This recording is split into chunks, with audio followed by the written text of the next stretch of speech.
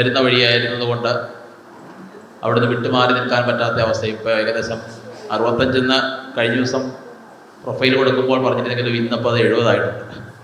അപ്പോൾ അത്രയും സ്പീഡിലാണ് അംഗസംഖ്യ കൂടുന്നതും വളർച്ച വന്നുകൊണ്ടിരിക്കുന്നത്. അപ്പോൾ അതുകൊണ്ട് തന്നെ ഓരോ നിമിഷവും നമ്മൾ അവിടെ നിന്ന് അവർക്ക് വേണ്ട സാഹചര്യങ്ങൾ ഒരുക്കി കൊടുക്കുക എന്നുള്ളതായിരുന്നു ഉദ്ദേശവും. ഇതുവരെയുള്ളൊരു ആ ലോക്ക്ഡൗണിന് ശേഷം ഒരു തപസ് എന്ന് തന്നെ വേണമെങ്കിൽ സൂചിപ്പിക്കാം. അപ്പോൾ അങ്ങനെ ഇമ വെട്ടാതെ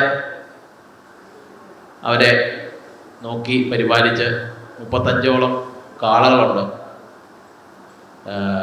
10-25 പശുക്കളുണ്ട്, ബാക്കി കിടാങ്ങളുണ്ട്. അപ്പോൾ എല്ലാവരും ഒരു കുടുംബമായിട്ട് കഴിയുന്ന ഒരു പ്രസ്ഥാനമാണ്. ഒരു വേറിട്ട ഒരു പ്രസ്ഥാനം എന്നുള്ള രീതിയിൽ നമ്മൾ അവിടുന്ന് ആരെയും ഒരു തവണ അവിടെ എത്തിക്കഴിഞ്ഞാൽ അവിടുന്ന് ആരെയും നമ്മൾ പിന്നെ പുറത്തേക്ക് വിടുന്നില്ല. അവരുടെ ജീവിതാവസാനം വരെ നമ്മൾ അവരെ പരിപാലിക്കുക എന്നുള്ളതാണ് നമ്മുടെ ഉദ്ദേശം. അപ്പോൾ കൂടുതൽ കാര്യങ്ങളിലേക്ക് കടക്കുന്നതിന് മുമ്പ് നമുക്കൊരു സുരഭി മന്ത്രത്തോടു കൂടി തുടങ്ങാം. എൻ്റെ മകള് വന്നിട്ടുണ്ട്, മുകുന്ദ എന്നാണ് പേര്. അമ്മയുണ്ട്, മായ. എൻ്റെ ഭാര്യയുണ്ട്, മീര. അപ്പോൾ എല്ലാവർക്കും മുകുന്ദയെ ഞാൻ സുരഭി മന്ത്രം ജപിക്കാനായിട്ട് ക്ഷണിച്ചോളൂ. ഓം ഗാം ച ദൃഷ്ട്വാ നമസ്കൃത്യ കൃതം ചൈവ പ്രദക്ഷിണം പ്രദക്ഷിണീകൃതാ തേന സ്വപ്തദീപാവസുന്ധരാ സർവകാമദുഃഖേ ദേവി സർവതീർത്ഥാഭിഷേചിനി പാവനേ സുരഭി ശ്രേഷ്ഠേ ദേവി തുഭ്യം നമോസ്തുതേ ദേവി തുഭ്യം നമോസ്തുതേ ദേവി തുഭ്യം നമോസ്തുതേ. സ്വാമിജി ഇങ്ങനെ വളരെ കാലമായിട്ട് ഇങ്ങനെ വിളിച്ചുകൊണ്ടിരിക്കുന്നതാണ്. അപ്പോൾ അതിനൊരു ക്ഷമ ചോദിച്ചുകൊണ്ട് തന്നെ ഇന്ന് പറ്റുന്ന രീതിയിൽ ഇപ്പോൾ സ്വാമിജി എന്താണ് ഉദ്ദേശിച്ചത് എന്ന് എനിക്കൊരു ചെറിയ സംശയം ഇപ്പോഴും ഉണ്ട്. എല്ലാവരും സിനിമയൊക്കെ കാണാറുണ്ടോ? കാണാറില്ല? കാണുന്ന ആരെങ്കിലുമൊക്കെ ഉണ്ടോ? ഉണ്ട്. മോഹൻലാലിൻ്റെ ഒരു ചിത്രം എന്ന് പറയുന്ന ഒരു സിനിമ കണ്ടിട്ടുണ്ടോ ആരെങ്കിലും? ഉണ്ടോ? എത്ര പേരുണ്ടോ? ഒന്ന് കൈവക്കോ. പിന്നെ ഒരു രാവണപ്രഭു ഉണ്ട്, അതുകൊണ്ട്. പിന്നെ യോദ്ധ. ഭാഗ്യം. ഈ 2-3 സിനിമകൾ എനിക്ക് സ്വാമിജി ഇതിനു വേണ്ടി ക്ഷണിച്ചപ്പോൾ എനിക്ക് ഈ 2-3 സിനിമകൾ എൻ്റെ മനസ്സിൽ കൂടെ ഒന്ന് പാടി. അതായത് ചിത്രം എന്ന് പറയുന്ന സിനിമയുടെ ഒരു ക്ലൈമാക്സ് ഉണ്ട്. സ്വാമിജി എന്നെ വിളിച്ചിട്ട് പറഞ്ഞു, ഇങ്ങനെ വ്യാസപ്രസാദം എന്നൊരു പ്രോഗ്രാം നടക്കുന്നുണ്ട്, അപ്പോൾ അതിൽ അർത്ഥശാസ്ത്രത്തിനെ കുറിച്ച് ഒരു പ്രഭാഷണം നടത്തണം. അപ്പോൾ പെട്ടെന്ന് എൻ്റെ മനസ്സിൽ ആ ക്ലൈമാക്സിലെ മോഹൻലാലിൻ്റെ ആ ഡയലോഗ് ഓർമ്മ വന്നേ. കുറച്ചുകൂടെ ജീവിക്കണം എന്നൊരാഗ്രഹം ഇപ്പം തോന്നുന്നുണ്ട്, എന്നെ കൊല്ലാതിരിക്കാൻ സാധിക്കുമോ എന്നൊരു ഡയലോഗാണ് എനിക്ക് പെട്ടെന്ന് ഓർമ്മ വന്നത്. കാരണം അതുപോലെ തന്നെ ഇങ്ങനെ സംസാരിച്ച് ഒരു വേദികളിൽ സംസാരിച്ചൊരു ശീലം കുറവാണ്. രണ്ടാമത് പറഞ്ഞ സിനിമയിലെ പോലെ രാവണപ്രഭുവിനെ പോലെ സംസാരം കുറവാണ്, ചെയ്ത്താണ് ശീലം എന്ന് പറഞ്ഞാലേ. ഇതുവരെ പുറംതിരിഞ്ഞ് നോക്കാതെയുള്ള ഓട്ടമായിരുന്നു. എങ്ങനെയും ആ ലോക്ക്ഡൗൺ സമയത്ത് ഞാൻ പറഞ്ഞതുപോലെ ഒരു പശുക്കിടാവിനെ കൊണ്ടുവന്ന് തുടങ്ങി. അതിൻ്റെ ഗുണങ്ങൾ ഞാനത് കൃഷിയുടെ ആവശ്യത്തിന് നമ്മൾ ലോക്ക്ഡൗൺ ഈ പറഞ്ഞ പോലെ 2-3 മാസം തുടർന്നു പോയി. ഇനിയാണെങ്കിലും ഇങ്ങനത്തെ പ്രശ്നങ്ങൾ ഉണ്ടാകാം. അപ്പോൾ ധാരാളം ആളുകൾ അവിടെ എന്തെങ്കിലും പഴങ്ങളോ ഭക്ഷ്യ വസ്തുക്കളൊക്കെ ഉണ്ടോ എന്നൊക്കെ അന്വേഷിച്ച് വരാൻ തുടങ്ങി.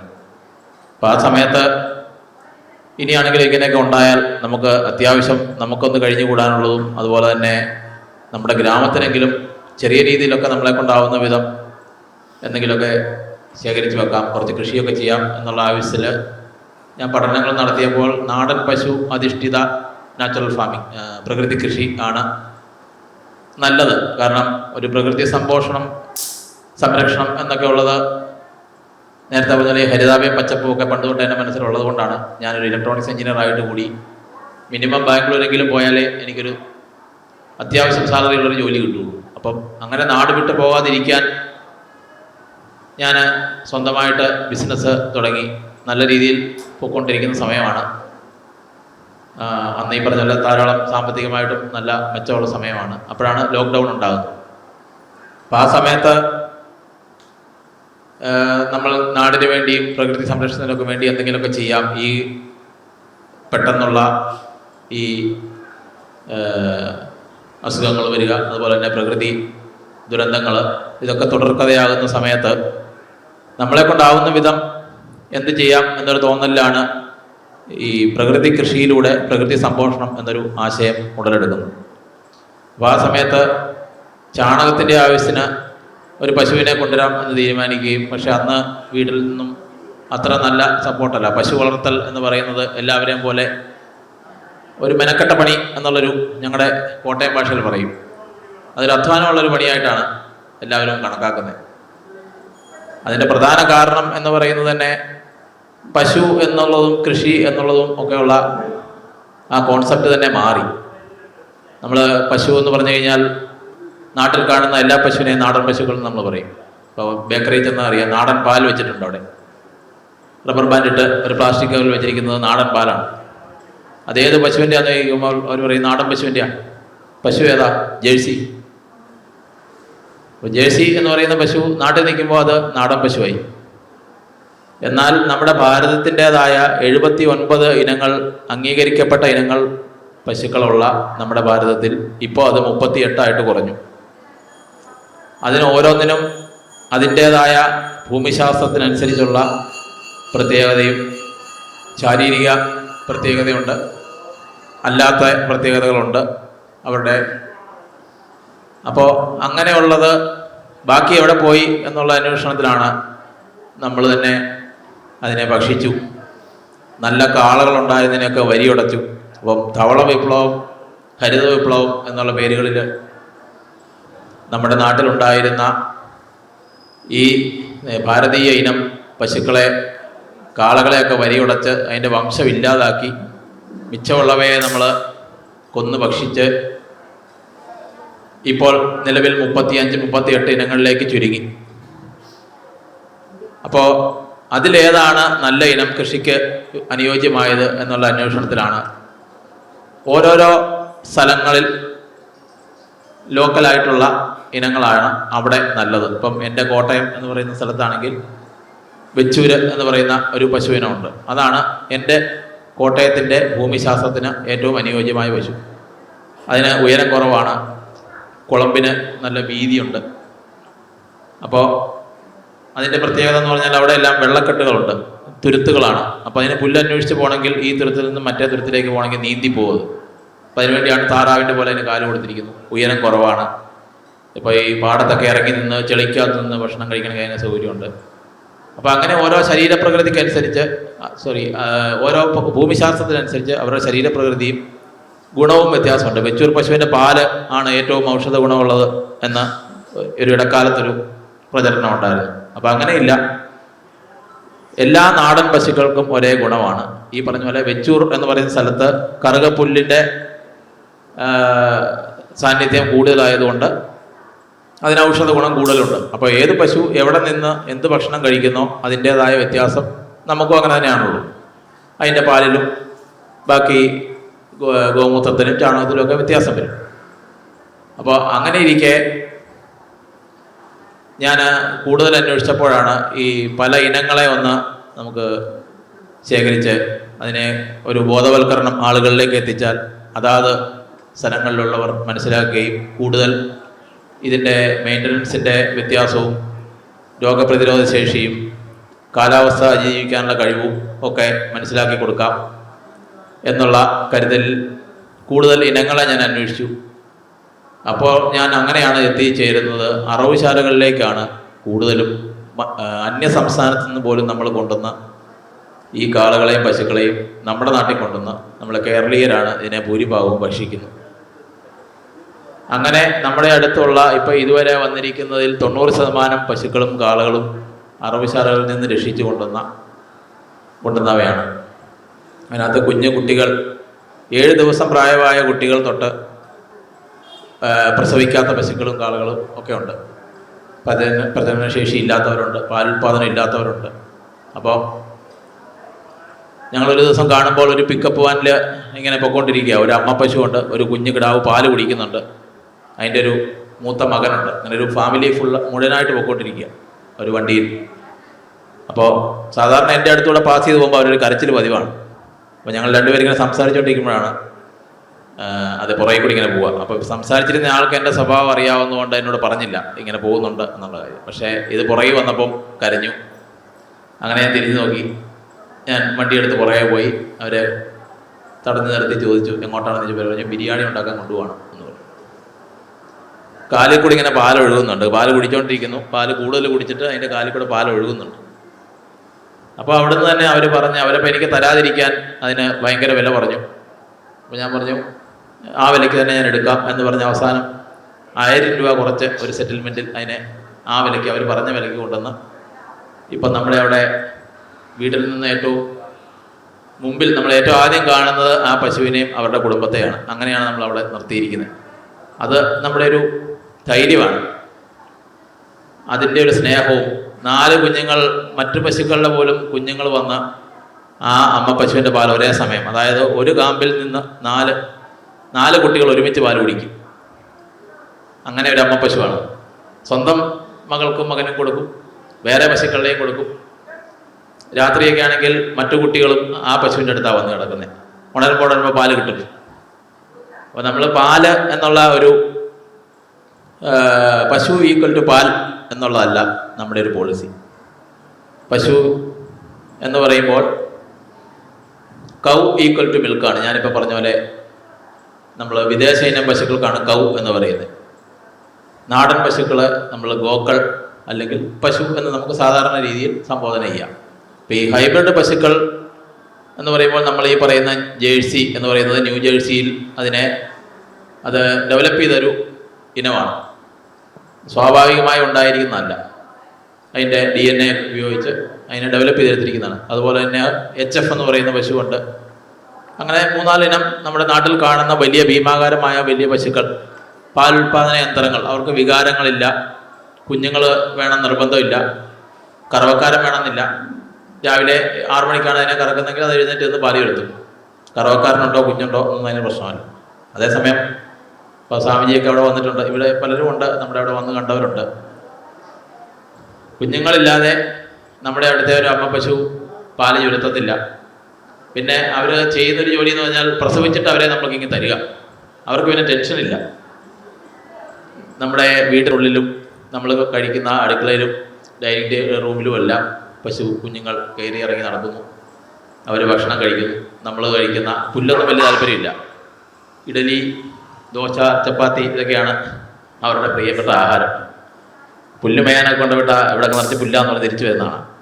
അപ്പോൾ അങ്ങനെ ഒരു രീതി, അങ്ങനെ ഒരു സംസ്കാരമായിരുന്നു പണ്ടും നമ്മൾ തുടർന്ന് വന്നുകൊണ്ടിരുന്നത്. കുറച്ച് ഈ ഒരു കാലഘട്ടത്തിലാണ് അത് മാറി പശു വളർത്തൽ എന്ന് പറയുന്നതും കൃഷി എന്ന് പറയുന്നതും ഒക്കെ ഒരു ബാധ്യതയാകുകയും വലിയൊരു ബുദ്ധിമുട്ടാകുകയൊക്കെ ചെയ്തത്. അപ്പോൾ ഒരിടത്തോട്ട് പോകാൻ പറ്റത്തില്ല, അങ്ങനെയൊക്കെ ആയിരുന്നു പ്രശ്നങ്ങൾ.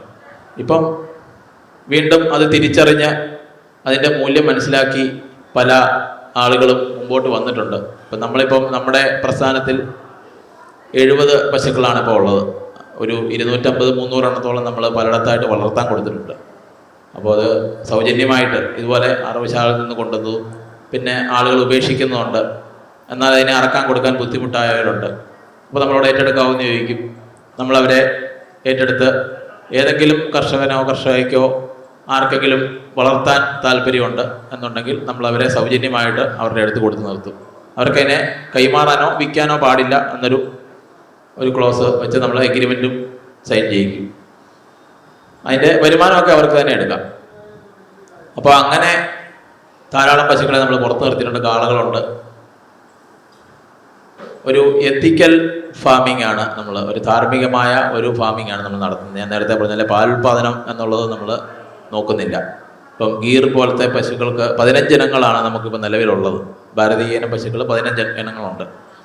ആ 15 ഇനങ്ങളിൽ ഈ നോർത്ത് ഇന്ത്യൻ പശുക്കളുണ്ട്. ഗീർ, സഹിവാൾ, റെഡ് സിന്ധി, കാങ്കരജ്, താർപാർക്കർ, കൃഷ്ണ, കങ്കയം, അങ്ങനെ ധാരാളം ഇനങ്ങളുണ്ട്.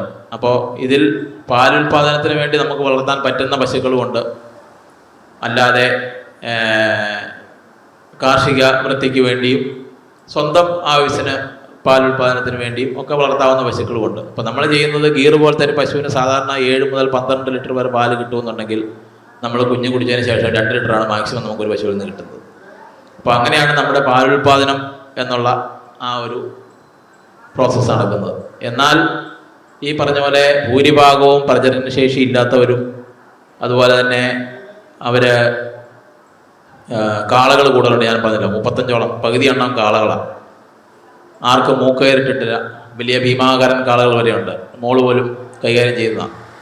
അപ്പോൾ അവർ പോലും വളരെ ശാന്തരായിട്ട് കാളകൾ തമ്മിൽ സ്നേഹിക്കുന്നത് ഈയിടെയും പറഞ്ഞു. ഞങ്ങളൊരു സംഗീതോത്സവം നടത്തി. അപ്പോൾ ആ പാട്ട് കേട്ട് കാളകൾ പരസ്പരം ഇങ്ങനെ അങ്ങോട്ടും ഇങ്ങോട്ടും നക്കുകയും അവർ ഡാൻസ് കളിക്കുകയൊക്കെ ചെയ്യുന്നത് കണ്ടപ്പോൾ വന്നവരൊക്കെ പറയുകയാണ്, കാളകൾ ഇങ്ങനെ നിൽക്കുന്ന ആദ്യമായിട്ടാണ് കാണുന്നത്. സാധാരണ 2 കാളകൾ തമ്മിൽ കണ്ടു കഴിഞ്ഞാൽ ഒരാൾ മരിക്കുന്നവരെ അവർ യുദ്ധമായിരിക്കും. ഇവിടെ പക്ഷേ നമുക്കവിടെ കയറില്ല. ഒരാളെ അഴിച്ച് നമുക്ക് പുറത്തേക്ക് കൊണ്ടുപോകാൻ പറ്റത്തില്ല. കാരണം അവരതുപോലെ സ്നേഹിച്ച് അവർ തന്നെ എണ്ണമെടുത്ത് അവർക്കെല്ലാവർക്കും പേരുകളുണ്ട്. ആ പേരുകൾ പരസ്പരം അവർക്ക് അറിയാം. ഇപ്പോൾ ഈ കഴിഞ്ഞ ദിവസം ഞാൻ പറഞ്ഞില്ലേ, ചെറിയൊരു കുട്ടിയെ, ഒരു 1.5 മാസം പ്രായമായ ഒരു കുട്ടിയെ കിട്ടി, ഇതുപോലെ നമ്മൾ അഡോപ്റ്റ് ചെയ്ത് കൊണ്ടുവന്ന. അപ്പോൾ അതിപ്പോൾ പേര് വിളിച്ചാൽ അത് വരാറായി. അങ്ങനെ ഒരു 2-3 ദിവസം കൊണ്ട് അവർ പേര് പഠിക്കും. ആ പേരിലാണ് നമ്മൾ മൂക്കുകയർ എന്നുള്ളതിന് പകരം നമ്മൾ ഉപയോഗിക്കുന്നത്. അത്രയും സ്നേഹത്തോടെയും കരുതലോടെയും നമ്മളവരെ പരിപാലിക്കുന്നുണ്ട്. അതിൻ്റെ കാരണം എന്ന് പറയുന്നത്, ഞാൻ ഈ പറയുന്ന ചാണകത്തിന് വേണ്ടി ഇവരെ കൊണ്ടുവന്നെങ്കിലും വീണ്ടും പഠനം നടക്കുകയുണ്ടായി. അപ്പോൾ ആ ചാണകത്തിൻ്റെ പ്രത്യേകത എനിക്ക് മനസ്സിലായി. പഞ്ചഗവ്യങ്ങൾ, നമ്മൾ പശുവിൽ നിന്ന് കിട്ടുന്ന 5 ഗവ്യങ്ങളുണ്ട്: ചാണകം, ഗോമൂത്രം, പാല്, തൈര്, നെയ്യ്. അപ്പോൾ ഈ പഞ്ചഗവ്യങ്ങളുടെ പ്രാധാന്യം, പഞ്ചഗവ്യങ്ങൾ എന്ന് പറയുന്നത് പഞ്ചഭൂതങ്ങൾ, നമ്മുടെ ശരീരത്തിലെ പഞ്ചഭൂതങ്ങളുമായിട്ട് കണക്റ്റഡാണ്. ഇപ്പോൾ പഞ്ചഗവ്യ തെറാപ്പി എന്ന് പറഞ്ഞൊരു കോഴ്സുണ്ട്. കാഞ്ചീപുരത്താണ് അതിൻ്റെ പഞ്ചഗവ്യ വിദ്യാപീഠം. അതിൻ്റെ എക്സ്റ്റൻഷൻ സെൻറ്റർ ഇവിടെ പറവൂരുണ്ട്, ആലപ്പുഴയുണ്ട്, തൃശ്ശൂരുണ്ട്, കേരളത്തിൽ. അപ്പോൾ ഞാനിവിടെ പറവൂർ ഇപ്പോൾ അത് കൂടുതലായിട്ട് പഠനത്തിൻ്റെ ആവശ്യത്തിന് വേണ്ടിയിട്ട് ഞാനത് പഠിക്കാനിടയായി. അങ്ങനെ വരുമ്പോഴാണ് ഈ പഞ്ചഗവ്യങ്ങൾക്ക് നമ്മുടെ ശരീരത്തിൽ ഇത്രയും, പശുക്കൾക്ക് തന്നെ ഇത്രയും റോളുണ്ട് എന്നുള്ള കാര്യം മനസ്സിലായത് ആ സമയത്താണ്. അപ്പോൾ എല്ലാവരും ശ്രദ്ധിക്കേണ്ട കാര്യം, പശു എന്ന് ഞാൻ പറയുന്നത് നമ്മുടെ ഭാരതീയ ഇനം ഗോക്കളാണ്. നമ്മൾ സാധാരണ കാണുന്ന ഭീമാകാരമായ വെള്ളയും കറുപ്പും ഒക്കെ പാണ്ടുകൾ പുള്ളിയുള്ള അങ്ങനത്തെ പശുക്കളല്ല. അത് കൗ. അതിൻ്റെ പാലെന്ന് പറയുന്നത് A1 മിൽക്കാണ്. A1 ബീറ്റാ കസീൻ എന്ന് പറയുന്ന പ്രോട്ടീനാണ് ആ പശുക്കളുടെ പാലിലുള്ളത്, നമ്മുടെ വിദേശ ഇനം പശുക്കളുടെ. അതൊരു ടോക്സിനാണ്, മനുഷ്യനെ ദഹിപ്പിക്കാൻ പറ്റാത്ത പ്രോട്ടീനാണ്. അപ്പോൾ അതാണ് ഇപ്പോൾ ഡോക്ടേഴ്സ് പോലും കൂടുതലായിട്ട് പാൽ ഉപയോഗിക്കരുത് എന്ന് പറയാനുള്ള കാരണം. ആ പ്രോട്ടീൻ എന്ന് പറയുന്നത് ഒരു വിഷമാണ്, മനുഷ്യനെ ദഹിപ്പിക്കാൻ പറ്റാത്ത പ്രോട്ടീനാണ്. അത് കൊളസ്ട്രോൾ ഉണ്ടാക്കും, ക്യാൻസറസ് ആണ്, ഓട്ടിസം ഉണ്ടാക്കും കുട്ടികൾക്ക്, അങ്ങനെ ധാരാളം പ്രശ്നങ്ങളുണ്ട്. അതുകൂടാതെ ആ പശുക്കൾക്ക് നമുക്ക് ആൻറ്റിബയോട്ടിക് എടുക്കാതെ നമ്മുടെ കാലാവസ്ഥയിൽ അതിനെ ജീവിക്കാൻ പറ്റില്ല. അതുപോലെ തന്നെ അതിന് ടെമ്പറേച്ചർ, നമ്മുടെ കാലാവസ്ഥ വ്യതിയാനം അതിന് ബുദ്ധിമുട്ടാണ്. വിയർപ്പ് ഗ്രന്ഥികളില്ല പശുക്കൾക്ക്. അതുകൊണ്ടാണ് നമ്മൾ ഏതെങ്കിലും ഫാമിൽ പോയാൽ നമുക്ക് ദുർഗന്ധമില്ലാത്ത ഈ പശുക്കളിങ്ങനെ അണച്ച് മൂക്കിക്കൂടെയും വായിക്കൂടെയും നുരയും പതയൊക്കെ വരാത്ത ഒരു ഫാമും നമുക്ക് കാണാനില്ല. അതേസമയം നമ്മുടെ അടുത്തെത്തിയാൽ ചാണകം എന്ന് പറയുന്നത് ഒരു ചാണിൻ്റെ അകം വീഴണം, അതാണ് ചാണകം.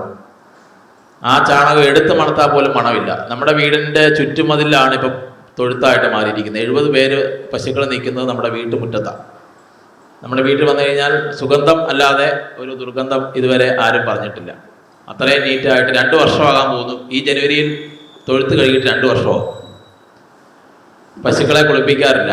കറവയുള്ള പശുക്കളുടെ മാത്രം ഈ പറഞ്ഞ പോലെ അകിട് കഴുകി എടുക്കുക എന്നുള്ളതല്ലാതെ പശുക്കളെ കുളിപ്പിക്കേണ്ടി വരാറില്ല. നല്ല വെളുത്ത പശുക്കൾ പോലും ശരീരത്ത് യാതൊരുവിധ അഴുക്കുകളും ഇല്ലാതെ അവിടെ നിൽക്കുന്നുണ്ട്. ഇപ്പോൾ പലരും വന്ന് നേരിട്ട് കണ്ടിട്ടുള്ളതാണ്. ഇപ്പം നമ്മൾ നേരത്തെ പറഞ്ഞ പശുക്കളാണെങ്കിൽ രാവിലെ വൈകിട്ട് വരെ കുളിപ്പിക്കണം, 3 നേരം കുളിപ്പിക്കുന്നവരുണ്ട്. എന്നാൽ പോലും അവിടെ ദുർഗന്ധവും ഈ പറഞ്ഞ ഈച്ച ശല്യവും ഒക്കെയുണ്ട്. അങ്ങനെ എന്തുകൊണ്ടും പിന്നെ നമുക്ക് ഈ പറഞ്ഞ പോലെ ഒരു മരുന്നിൻ്റെ ആവശ്യം വരാറില്ല. അസുഖങ്ങൾ വളരെ കുറവാണ്. നമ്മുടെ എന്തെങ്കിലും നോട്ടക്കുറവ് കൊണ്ട് മാത്രം, എന്തെങ്കിലും ഭക്ഷണത്തിൻ്റെ പ്രശ്നം കൊണ്ട്, ഇപ്പോൾ ഈ പറഞ്ഞ പോലെ ഇത്രയും 2 ടണ്ണ് തീറ്റ വേണം ഒരു ദിവസം. അപ്പോൾ 2 ടണ്ണ് ഒരു ദിവസം ഉണ്ടാക്കുക എന്ന് പറഞ്ഞാൽ വളരെ വെല്ലുവിളി നിറഞ്ഞതാണ്. അപ്പോൾ നമ്മൾ കൊടുക്കുന്നതിൽ എന്തെങ്കിലും പോരായ്മ, ഇപ്പോൾ കഴിഞ്ഞ ദിവസം തന്നെ ഒരു എക്സാമ്പിൾ പറഞ്ഞാൽ തേങ്ങാപ്പീര കിട്ടി ആ ഓണത്തിൻ്റെ സമയത്ത്. അപ്പോൾ തേങ്ങയല്ലേ നല്ലതല്ലേ, നമ്മൾ ഔഷധ ഗുണമുള്ള സാധനമല്ലേ തേങ്ങ എന്ന് പറയുന്നത്. പക്ഷേ തേങ്ങാപ്പീര എന്ന് പറയുന്ന സാധനം 1 മണിക്കൂറെങ്കിലും നമ്മൾ തേങ്ങ ചുരണ്ടി വെച്ചിരുന്നാൽ അത് പോയിസണായിട്ട് മാറും എന്നുള്ളത് എനിക്കറിയില്ലായിരുന്നു. അങ്ങനെ ഒരു ചെറിയ അബദ്ധം പറ്റി. അങ്ങനെ ഒരു ഭക്ഷ്യ വിഷബാധ അവർക്കുണ്ടായി. അങ്ങനെ എന്തെങ്കിലും നമ്മുടെ കയ്യിൽ നിന്ന് വരുന്നതല്ലാതെ ഒരു പ്രശ്നവും ഇതുവരെ ഉണ്ടായിട്ടില്ല. അത്രയും ലളിതമായിട്ട് നമുക്ക് വളർത്താവുന്ന, കൂടുതൽ തൊഴുത്ത് തന്നെ വേണമെന്നില്ല, നമുക്ക് പുറത്തെവിടെയെങ്കിലും കെട്ടിയിടാം. അവർ പുല്ല് മേയാൻ സ്ഥലമുള്ളവരാണെങ്കിൽ യാതൊരു ബുദ്ധിമുട്ടുമില്ല. രാവിലെ ഇറക്കി കെട്ടിയാൽ വൈകിട്ട് വരുമ്പോൾ ഒരു പച്ചവെള്ളം കൊടുത്താൽ മതി. അങ്ങനെ നിസ്സാരമായിട്ട് വളർത്താൻ പറ്റുന്നൊരു ജീവി. അത് നമ്മൾ സൃഷ്ടിയുടെ സമയം മുതൽ നോക്കിയാൽ പാലാഴിമതനം നടക്കുന്ന സമയത്ത് സൃഷ്ടി ആദ്യം പ്രജകളെ സൃഷ്ടിക്കാൻ ബ്രഹ്മാവ് മുതിർന്നപ്പോൾ പ്രജകൾ എങ്ങനെ ജീവിക്കും എന്നുള്ളതായി ഒരു പ്രശ്നം. ബാക്കി ജീവജാലങ്ങളൊക്കെ സൃഷ്ടിച്ചു കഴിഞ്ഞാൽ അവർക്ക് ജീവിക്കണം.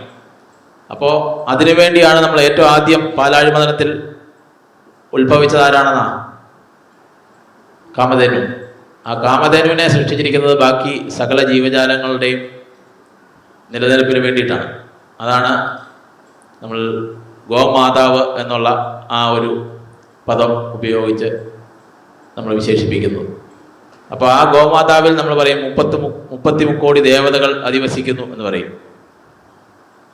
അപ്പോൾ ആർക്കെങ്കിലും പറയാൻ പറ്റുമോ? ഒരു 100 ദേവതകളെ പറയാൻ പറ്റുമോ ആർക്കെങ്കിലും? ഇല്ല. ശരിക്കും പറഞ്ഞാൽ 33 കോടി, ക്രോർ എന്നുള്ള കോടിയല്ല, കോടി എന്നാണ്, പാഠത്തിൻ്റെ ഠായാണ്. അത് നമ്മൾ ശ്രദ്ധിക്കാറില്ല. അപ്പോൾ എനർജികളുണ്ട്, 33 എനർജികൾ പശുക്കളുടെ ശരീരത്തിലുണ്ട്. നമ്മുടെ നാടൻ പശുക്കളുടെ ശരീരത്തിൽ 33 എനർജികളുണ്ട്. ആ എനർജികൾ എന്നുള്ള അതിലാണ് നമ്മൾ ഈ പറയുന്ന 33 കോടി, 33 എനർജികൾ ഉണ്ട്. അത് മനുഷ്യ ശരീരത്തിലും പശുക്കളുടെ ശരീരത്തിലുള്ള അതേ സ്ഥാനത്ത് തന്നെയാണ് ഈ എനർജികളുള്ളത്. അതുകൊണ്ടാണ് മനുഷ്യനും പശുക്കളും തമ്മിൽ ഈ കണക്ഷൻ ഉണ്ടാവുന്നതും പെട്ടെന്ന് സിങ്ക് ആവുന്നതും. അതുപോലെ തന്നെ ഈ പറയുന്ന പഞ്ചഭൂതങ്ങളും പഞ്ചഗവ്യങ്ങളും തമ്മിലുള്ള കണക്ഷൻ ഉണ്ടാവുന്നതെല്ലാം ഈ എനർജികളുടെ അടിസ്ഥാനത്തിലാണ്. അതുപോലെ തന്നെ സൂര്യകേതു നാഡി എന്ന് പറയുന്ന ഒരു കാര്യമുണ്ട് നമ്മുടെ നാടൻ പശുക്കളുടെ. എല്ലാവർക്കും അറിയാം, രൂപം കണ്ടു കഴിഞ്ഞാൽ എല്ലാവരും കണ്ടിട്ടുണ്ടോ നാടൻ പശുക്കളെ? ഇങ്ങനെ ഹമ്പുണ്ട്, ഒരു പൂഞ്ഞ പുറത്ത്, അതുപോലെ തന്നെ താട നന്നായിട്ടുണ്ട്, ഞൊറിഞ്ഞ് കിടക്കും.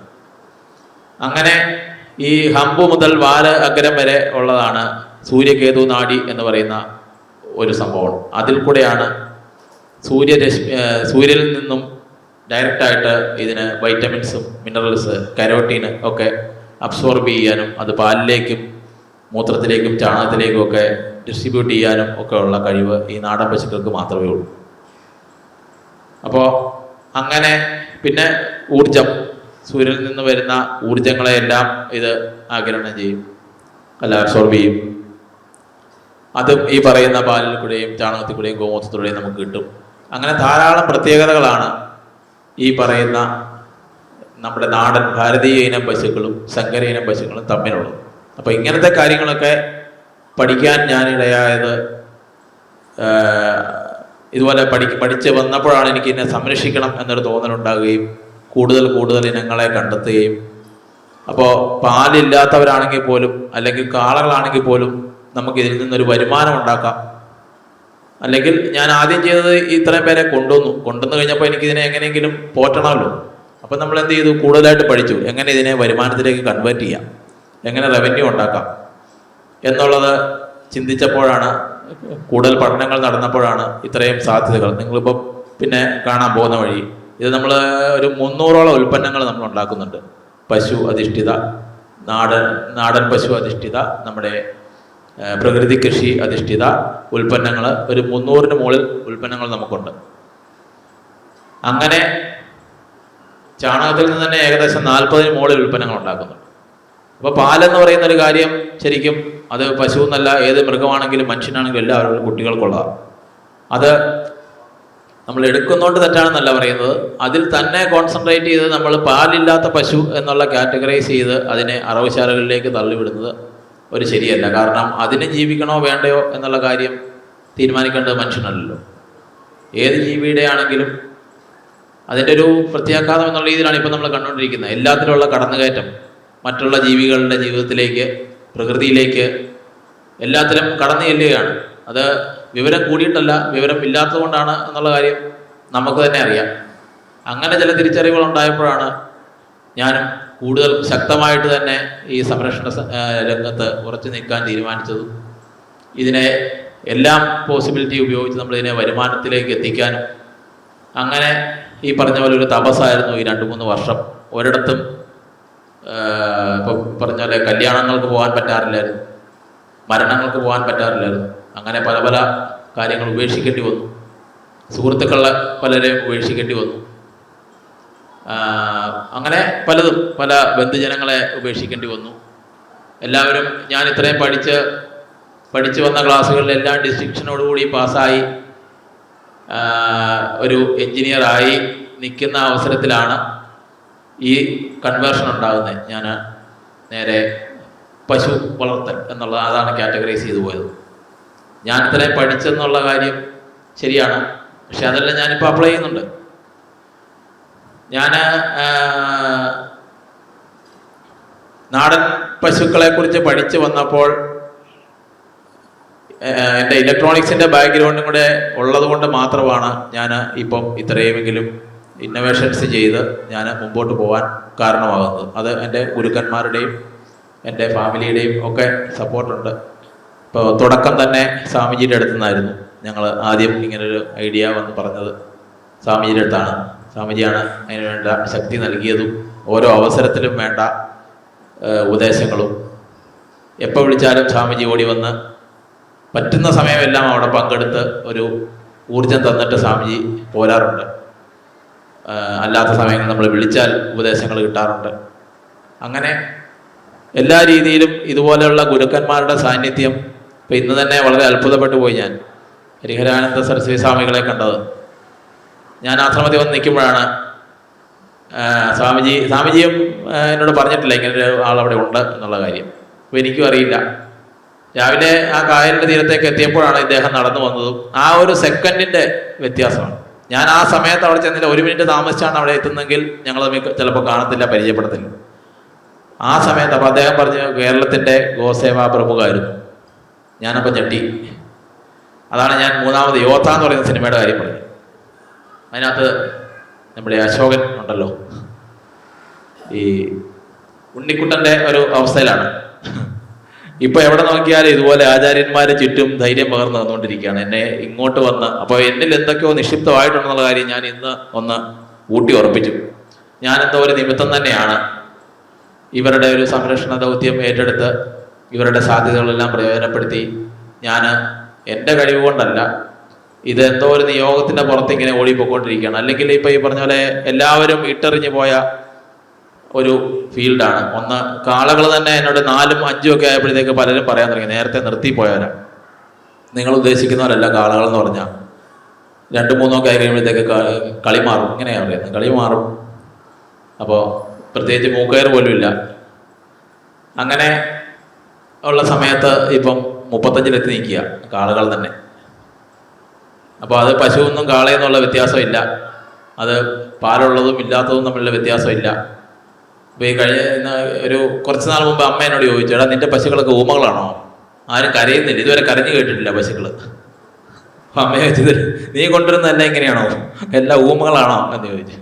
അപ്പം അങ്ങനെ അവർക്കൊരാവശ്യം നമ്മളോട് ചോദിക്കേണ്ടി വന്നിട്ടില്ല. അതിന് മുമ്പ് തന്നെ നമ്മൾ യാതൊരു വേർതിരിവും ഇല്ലാതെ അവർക്ക് സാധിച്ചു കൊടുത്തുകൊണ്ടിരിക്കുകയാണ്.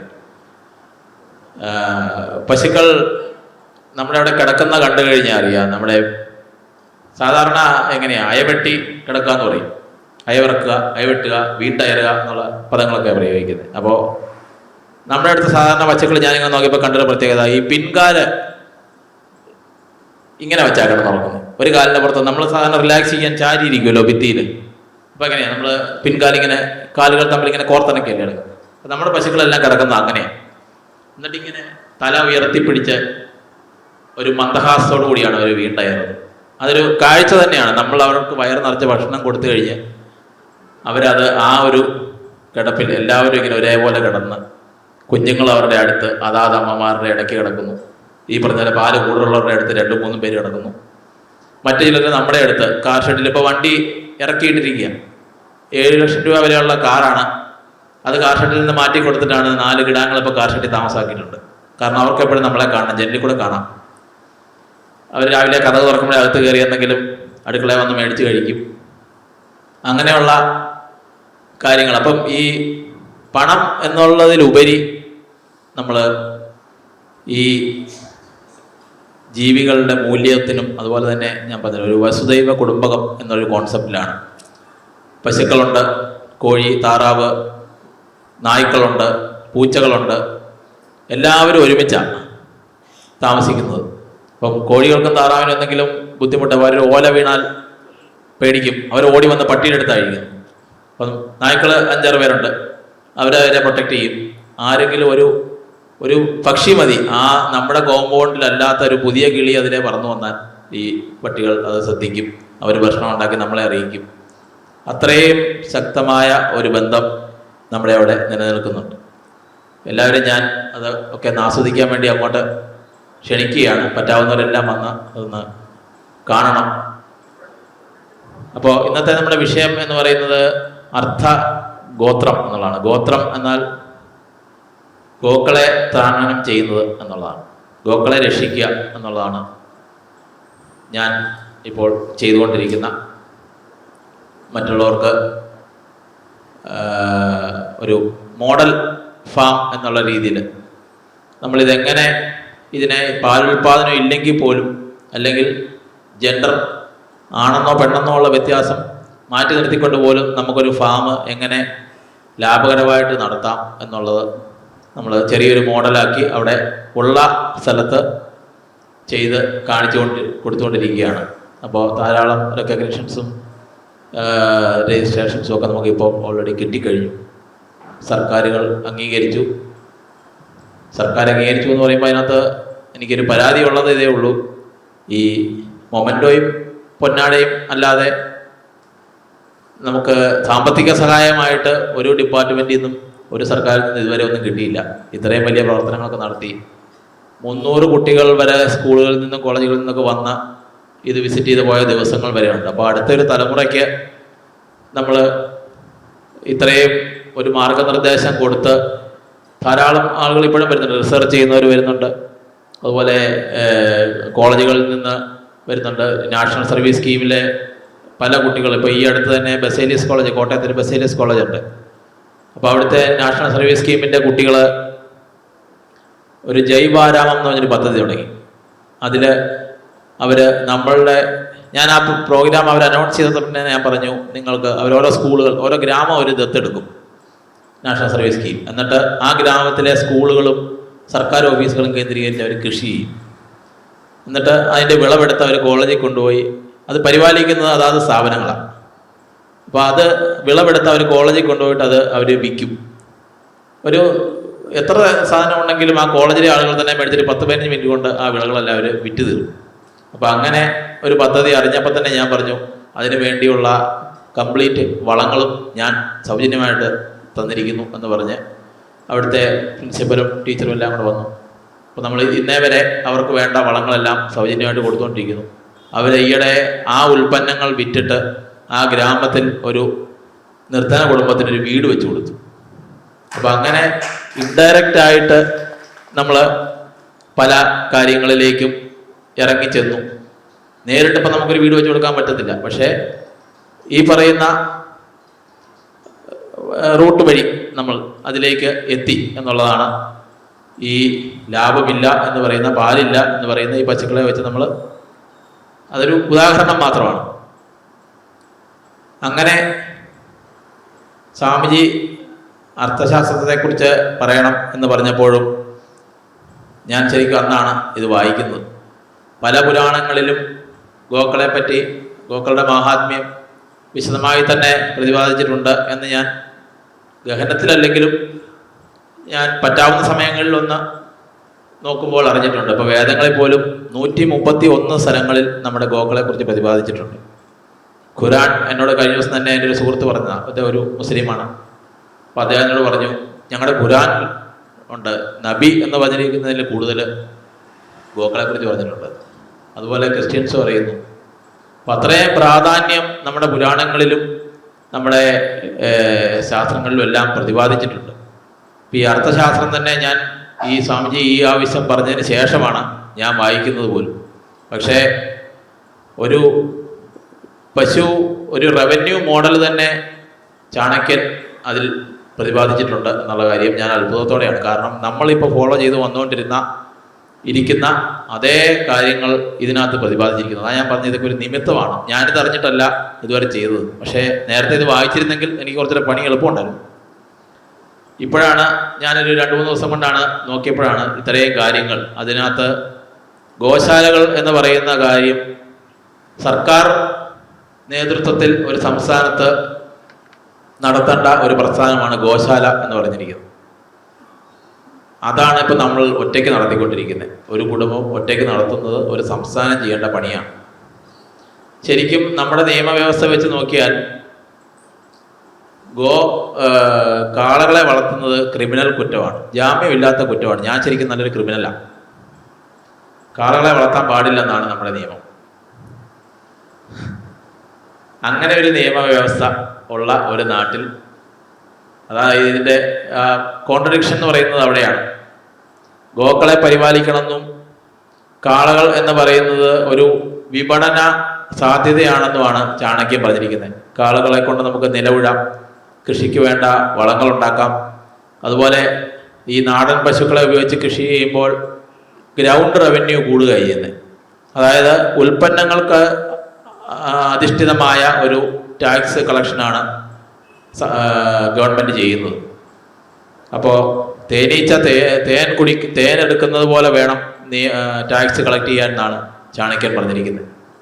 പക്ഷേ നമുക്കറിയാമല്ലോ, 100-200% വരെ നമുക്ക് ടാക്സ് ഇമ്പോസ് ചെയ്യുന്ന പല കാര്യങ്ങളുമുണ്ട്. ഇപ്പം ഞങ്ങൾക്കാണെങ്കിൽ തന്നെ നമ്മൾ ഒരു രജിസ്ട്രേഷൻ എടുക്കാനാണെങ്കിൽ പോലും കേരളം പോലത്തെ ഒരു സംസ്ഥാനത്ത് ഇങ്ങനത്തെ ഒരു പ്രസ്ഥാനം തുടങ്ങണമെങ്കിൽ പോലും ലക്ഷക്കണക്കിന് രൂപ നമ്മൾ നേരിട്ടും അല്ലാതെയും കൊടുത്തെങ്കിൽ മാത്രമേ തുടങ്ങാൻ പറ്റുള്ളൂ. ആ തുടങ്ങിയതിന് ശേഷം നമ്മൾ നേരിടേണ്ടി വരുന്ന വെല്ലുവിളികളും ഉപദ്രവവും ചില്ലറയുമല്ല. അപ്പം അതുപോലെ ധൈര്യവും മനക്കട്ടിയും ഒക്കെ ഉണ്ടെങ്കിൽ മാത്രമേ ഇതുപോലൊരു സംസ്ഥാനത്തിൽ, ഇപ്പം ആരോ പറയുന്നത് കേട്ടു, കേരളത്തിൽ നമ്മളൊരു ബിസിനസ് ചെയ്ത് അല്ലെങ്കിൽ ഒരു പ്രസ്ഥാനം നടത്തി മുമ്പോട്ട് പോകണമെന്നുണ്ടെങ്കിൽ ലോകത്തിൽ എവിടെ ചെന്നാലും നമുക്കൊരു ബുദ്ധിമുട്ടില്ല. കാരണം അതുപോലെ ബുദ്ധിമുട്ടുകളിലൂടെയാണ് ഇപ്പോൾ ഈ പറയുന്ന കൃഷി വകുപ്പാണെങ്കിലും മൃഗസംരക്ഷണ വകുപ്പാണെങ്കിലും. അപ്പം അതിലൊക്കെ ഉള്ള ആരെങ്കിലും ഉണ്ടോ എന്ന് എനിക്കറിയത്തില്ല. എൻ്റെ ഒരു എക്സ്പീരിയൻസ് ഞാൻ പറയുകയാണ്. ആരും ഒന്നും വിചാരിക്കരുത്, ഞാൻ നേരിട്ടുകൊണ്ടിരിക്കുന്ന കാര്യങ്ങൾ ഞാൻ പ്രതിപാദിച്ചതേ ഉള്ളൂ. എല്ലാം അർത്ഥശാസ്ത്രമാകുമ്പോൾ നമ്മൾ ഇത് പറയണമല്ലോ. അപ്പോൾ കൃഷി വകുപ്പിൻ്റെ ഭാഗത്തു നിന്നാണെങ്കിൽ പോലും മൃഗസംരക്ഷണ വകുപ്പിൻ്റെ ഭാഗത്ത്, ഈ കഴിഞ്ഞ ഒരു ഉദാഹരണം പറഞ്ഞാൽ, ഒരു പശു, ചെറിയൊരു പശുവാണ്. അപ്പോൾ അത് പ്രസവിക്കാൻ കുറച്ച് ബുദ്ധിമുട്ട് വരുന്നു. അത് കുഞ്ഞ് വന്നിരിക്കുന്നുണ്ട്, കാല് വെളിയിൽ വന്നു, പക്ഷേ ബാക്കി പുറത്തേക്ക് വരുന്നില്ല. രാവിലെ 5 മണിക്ക് പശുവിന് വേദന തുടങ്ങിയതാണ്. അപ്പോൾ കുഞ്ഞ് വെളിയിലേക്ക് വരുന്നില്ല.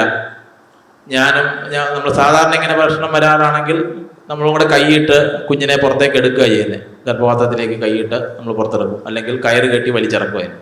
പക്ഷേ ഞാനൊരു 5:30 തൊട്ട് 7:30 വരെ പണിപ്പെട്ടിട്ടും അതിനെ പുറത്തേക്ക് എടുക്കാൻ സാധിച്ചില്ല. അപ്പോഴത്തേക്ക് പശു തളർന്നു വീണു, ഞാനും തളർന്നു. എൻ്റെ കൈ ഗർഭപാത്രത്തിലിരിക്കുന്നു, ഈ കുഞ്ഞ് ശ്വസിക്കുന്നുണ്ട്, എൻ്റെ കയ്യിലുണ്ട്, കുഞ്ഞിൻ്റെ മൂക്ക് കയ്യിലുണ്ട്. അപ്പോൾ അത് നക്കുന്നുണ്ട്, ശ്വസിക്കുന്ന എനിക്ക് കേൾക്കാം. ഞാൻ കയ്യിൽ സെൻസ് ചെയ്യുന്നുണ്ട്. ഞാൻ കൈ എടുത്തു കഴിഞ്ഞാൽ ഇതിലേക്ക് അഴുക്ക് കയറി ഈ കുഞ്ഞ് മരിച്ചു പോകും. അപ്പോൾ പശു നിലത്ത് കിടക്കുന്നു, ഞാനും പശുവിൻ്റെ കൂടെ കിടക്കുന്നു. മീര ഫോൺ എടുത്ത് ഒരു 25 ഡോക്ടേഴ്സിനെ അല്ല അന്ന് വിളിച്ചിരിക്കുന്നത്.